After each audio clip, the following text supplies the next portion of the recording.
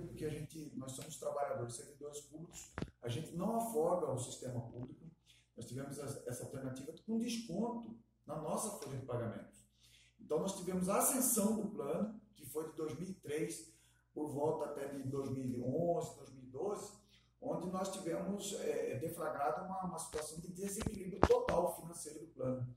E prestador de serviço, ele presta o serviço e ele tem que receber.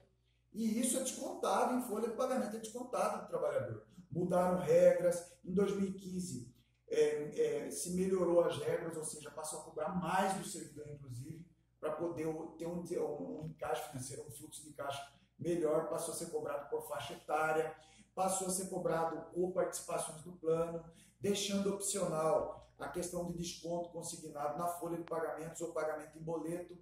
Então, aí nós tivemos diversos problemas. Nós tivemos problemas de falta de pagamento da rede, cíclicos, né? Cíclicos, diversos problemas de gestão do plano, uma gestão que foi desencadeada sempre por indicação política e não por uma indicação técnica, né? E o plano administrar um plano que, na verdade, não é um plano, porque ele não está regulamentado pela ANS, né? É como se fosse uma caixa de assistência à saúde ao servidor. É muito complexo e se você tem desequilíbrio, o prestador está prestando serviço. Se você não paga, ele interrompe o serviço, como está acontecendo agora. Qual é o momento presente, na opinião do Fórum Sindical? Por que, apesar do pagamento em dia dos servidores, o depósito do dinheiro, esse dinheiro não aparece, não é suficiente para fazer a máquina funcionar?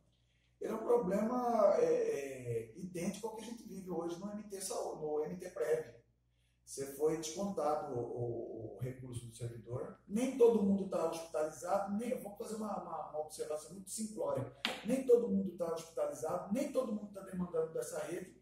Existe o desencaixe financeiro do trabalhador, ele era para estar nesse fundo, e se esse dinheiro não está lá de forma bem administrada, se esse recurso não está lá para poder repassar ao prestador de serviço, é porque houve um desvio da finalidade dele. E a situação prova. Nós tivemos problemas políticos, problemas na justiça, problema de desfalque, problema de inquéritos, de ações criminais, e isso está nos anais da história do MT Saúde. O senhor está dizendo que o dinheiro que deveria atender a saúde, em particular no caso do MT Saúde, foi para outra finalidade indefinidamente? Tudo leva a crer que sim, porque a lei preconiza que o recurso tem que estar lá. Existe um certo momento que o Estado tinha que fazer um desembolso também, tem que fazer previsão nas leis orçamentárias, na lei de diretrizes orçamentárias, tem que fazer previsão na lei orçamentária anual, ou não está fazendo previsão, está descumprindo a lei, ou esse dinheiro foi desviado para outra finalidade, foi descontado, foi previsto, ou está sendo desviado para outra finalidade. Tem alguma outra finalidade que justificasse, que seria legalmente uma justificativa para esse desvio que o senhor menciona?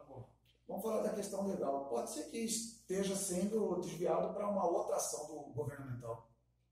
E isso está dentro da lei? Isso daí está correto? E pelo menos aos olhos do Fórum Sindical, como é que deveria ser tratado? Na ótica legal, desvio de finalidade nunca está de forma legal, nunca está de forma regular. Você quer acrescentar alguma